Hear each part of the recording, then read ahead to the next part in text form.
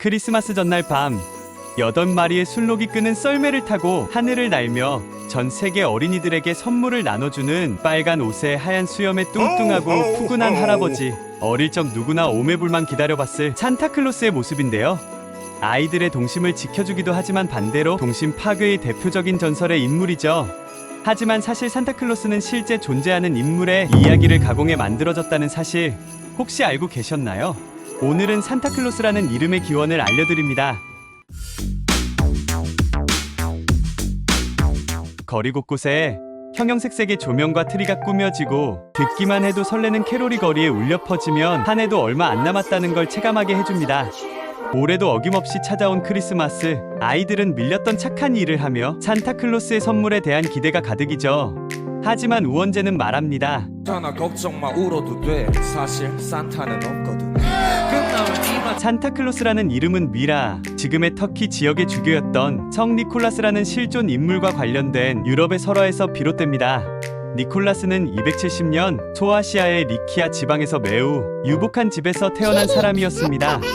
일찍 부모님을 여의고 막대한 유산을 받은 그는 그냥 유복하게 살 법도 한데 그것을 모두 가난한 사람들과 어린이들을 돕는데 사용했다고 합니다.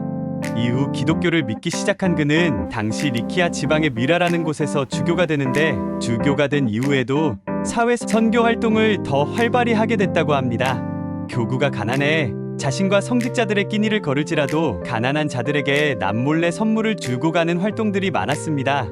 이런 그의 선행이 그가 죽은 후 노르만족들에 의해 유럽으로 전해졌고 12세기경부터 그의 축일 12월 6일 자정을 기해 과거 니콜라스의 선행을 기념하고자 프랑스의 수녀들이 가난한 아이들에게 선물을 주기 시작했고 이것이 전 유럽 국가들에 퍼지면서 자연스럽게 니콜라스에 몰래 주는 선물 이야기가 비틀이 잡히기 시작했습니다.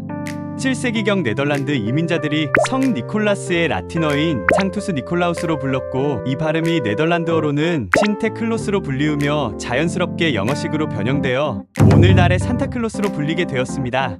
니콜라스의 선행에 관련된 전설 중 한 가지는 어느 날 가난한 남자가 결혼 지참금이 없어 딸들을 결혼시키지 못하게 될 상황에 처하자 이를 알게 된 니콜라스는 밤중에 몰래 그 집에 굴뚝으로 금주머니를 던져 넣어 딸들이 결혼할 수 있도록 도왔다는데 신기하게도 벽에 걸어둔 양말 속으로 들어가게 됐다는 이 이야기는 후에 산타클로스가 굴뚝을 통해 선물을 주는 전설로 발전했다고 합니다.